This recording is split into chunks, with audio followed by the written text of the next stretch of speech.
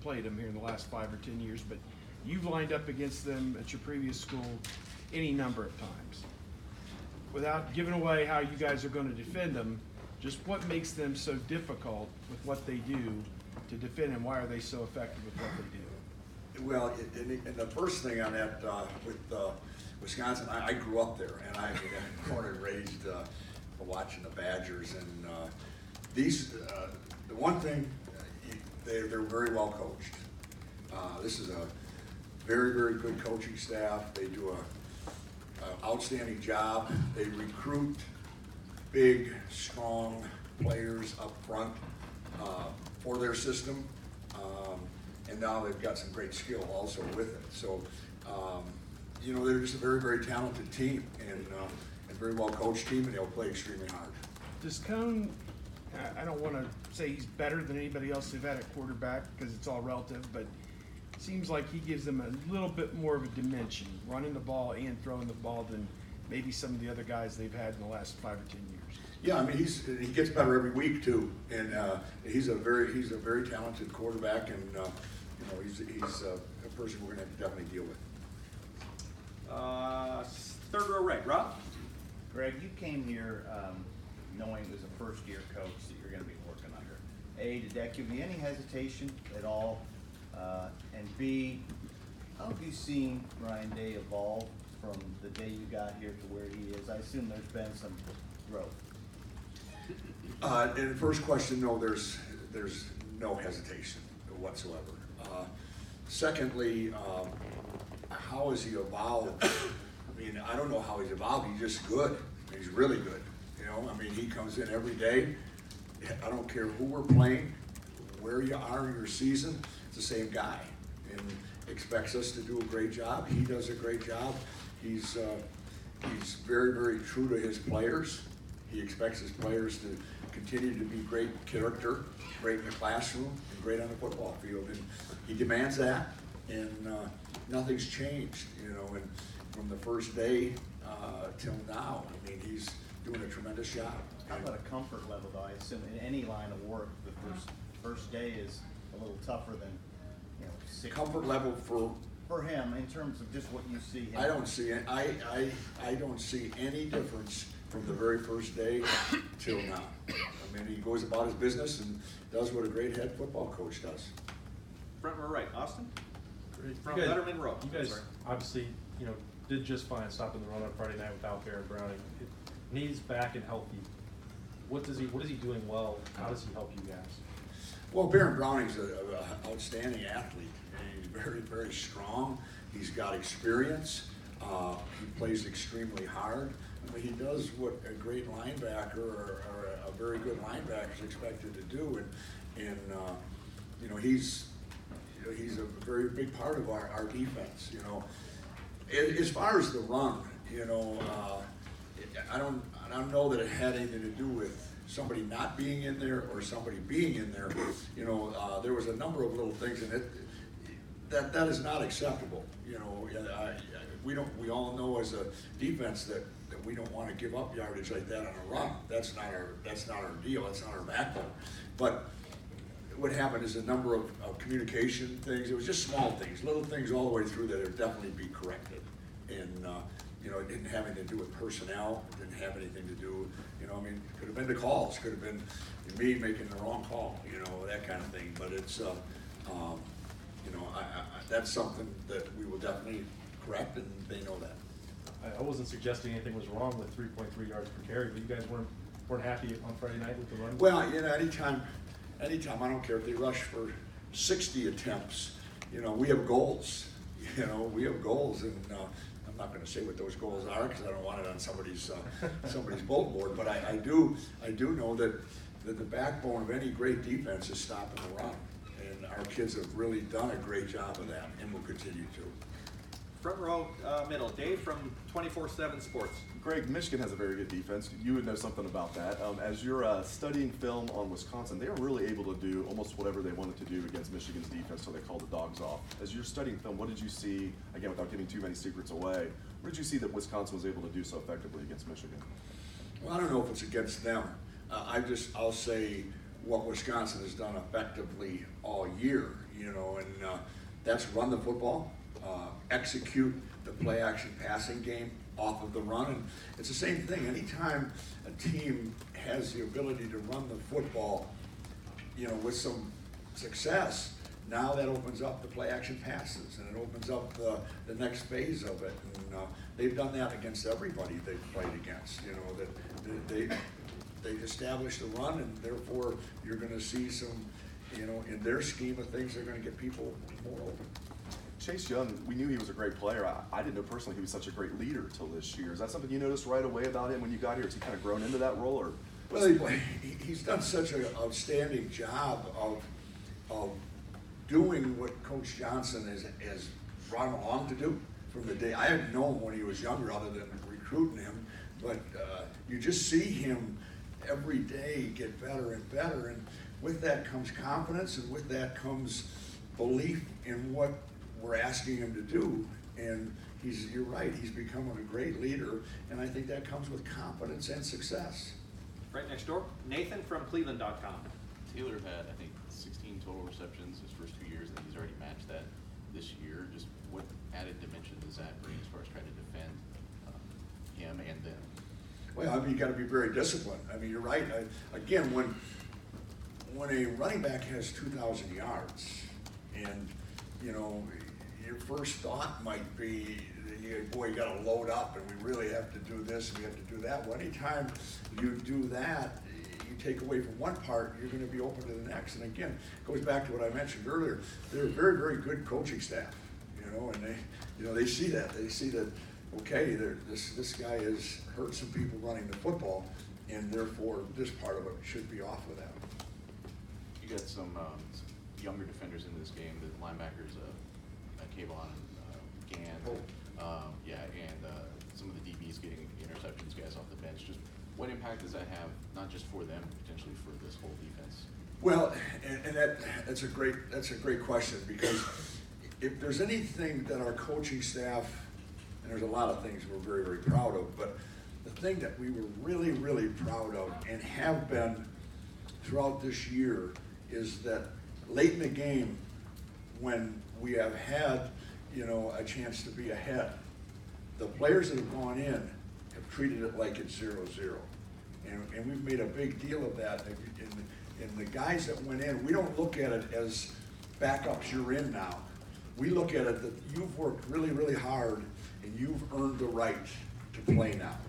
And when you go in there and you represent Ohio State University, now we expect you to play at a certain level, and they've done that. And that was probably one of the things that we're the most proud of, is how those young guys played.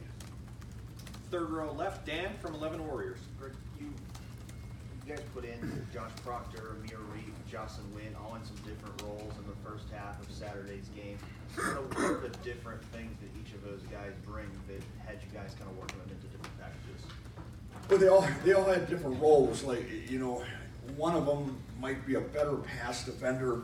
Another one might be a good pass defender, but also good size to play on the run.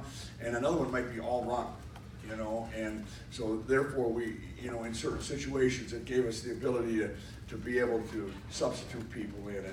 And it was good for them, and it was good for us. And you've been asked about Brendan White a few times, but going into the year, a lot of people thought he was going to kind of be that guy who would play that bullet spot. Those guys got in the game over him. Where is Brendan White kind of stack up in things right now? Well, again, you know, everybody keeps bringing, you know, that, again, Jocelyn Wynn played 3 plays. Brendan White played 17 or 18. You know, it's the packages. And therefore, you see that, you know, when Brendan went in, he had a very good game. He did some very good things. And so did Jay Wynn. You know, and it's packages. It's different packages that the guys who have worked extremely hard to have the opportunity to play in. So you view it like, instead of a depth chart, like one guy's ahead of the other, more like this guy's better in this different situation? Right. We have that ability to do that. You know, that to be able to plug people in, to be able to do what's best for them and their abilities, and what's best for our defense. Second row right, Tony. Greg, you mentioned the play action pass that is dangerous from Wisconsin. What kind of I guess luxury, or what does it do for you when you've got 3 lockdown corners against that type of offense? Well, it really, to have our corners is a blessing. There's no doubt about it. I mean, you'd really be nervous if the guys are really good, really very successful at running the football, and then all of a sudden, the next thing you do is you don't have guys that can cover one-on-one. That allows you to do a lot more things, and to be able to have our secondary do what they have done is a real blessing as far as what we were able to call. And when you're off coverage, does that make them more susceptible to the play action as opposed to if they're just a third press man, not worried about the quarterback per se? Yeah, it is, but I mean, I think the biggest thing that goes with the coverage part of it is the great job that our defensive line has done putting pressure on the quarterback. You can have the best corners in the world. If you don't get a pass rush, they're not going to look real good at the end, and vice versa. You can be a really, really good pass rusher, but if you can't cover, you have a problem with that also. And that's been, I think our D line and our secondary have worked really well together to help each other. And that's been a blessing. Second row left, Steven. When you're game planning for an offensive player other than a quarterback, where they have their best player is a skilled guy, is there a balance between, okay, this guy's going to get his numbers, or like maybe wanting to take him away and force him like other guys in the offense to have a breakout game? No, I don't think you do that. I don't think we ever say we're going to give this up to take this away. We don't do that. And again, it goes back to the players you have. I think if you said that to our players, they'd look at you, coach, what do you mean? I mean, we believe that our front will stop the run, and our linebackers and secondary will put pressure. We'll do our job that way, and it's an entire game. It's you have to be sound at everything you're doing, because in this league, if you don't, you'll get exposed, and that's where our players have done a really good job of that. Folks, we're not going to be able to get everyone in with Coach, because I've got players starting to show up front row right, Bill. Yeah, I know you'd love to win. Players are a lot more important, by the way. Greg, I know you'd love to win every game 52-3, but how much excitement is there when you know you've got this kind of game this week after all of these blowouts? Is it different? Well, it's really, I mean, this is different because it's the 8th one. It's the next one. This is really, really important to our guys. You could feel it when we all got together Sunday. They all know this is as big as it gets right now, and there's great excitement. I mean, we have goals. Our players have worked extremely hard from the start of winter conditioning to everything that they have done up to this point right now. This is the next one, and we don't want anybody to take away from what they're trying to achieve. And so this is the next team, and they're a very good team. And so this is our next challenge. And one of the things that separates this Wisconsin team from past ones, they have a big-time wide receiver, Cephas. How much pressure does that put on a defense? Well, yeah, anytime you have a very, very skilled wide receiver like they have, but they got more than just him. I mean, he's really good, but their tight end is a very good receiver also. And so you now have offensive line, you've got a good tight end, and you've got a good wide receiver. We've got a very good defensive line, very good secondary, and we're very excited about this game. Fourth row left, Andy from the Lantern. Yeah, Coach. Tommy Togiai, we've heard for a while now that he's the strongest player of the team, but as the season has gone on, it seems he's getting a bigger role and he's making more plays. What other part of his game has really come along to allow him to do that? Well, I think it's like all of the defensive line, all of the linebackers, all of the secondary guys. I think you're trying the way they practice, and that's very important. That if you came out and watched our guys, the way they practice, they're going to get better. And Tommy is one of them that practices extremely hard every snap. And when you practice like that, and you're taught by Coach Johnson like you're being taught, and then you get the opportunity to play, that's what happens. And we're really, really proud of him. really proud of me, because here's a young man that just continually works as hard as he can, keeps his mouth shut. When he plays 7 plays, or he plays 18, 20, 25 plays, goes as hard as he can go. And that's kind of the stereotype of the guys on the defense that's fun to coach. And last questions for Coach Mattison, and if somebody absolutely needs to grab Coach Mattison afterwards, if they can just grab him for a couple minutes right outside here, because I want to get Tommy up here. Front row right, Joey from the Dispatch. Wisconsin always has great running backs throughout the years. It's like when Mike Leach's teams always have a great quarterback. But with Jonathan Taylor, is there something about him that's different than some of the guys that have run through there in the past? Well, first of all, I don't know if people realize that I think he ran a 10-4 something. He was the state champ in New Jersey in the 100. He may not look like that all the time until you see him break and see somebody try to catch him. The other thing, he runs extremely physical. And to me, the thing that I've watched on him is he's one of those guys that he looks like he stopped and all of a sudden he comes out of the pile. And which shows he has great balance. And he's just a great running back. You don't get 2,000 yards rushing in the league and the conference that we play in without being an outstanding back. Coach, thank you very much. Thank you, Greg.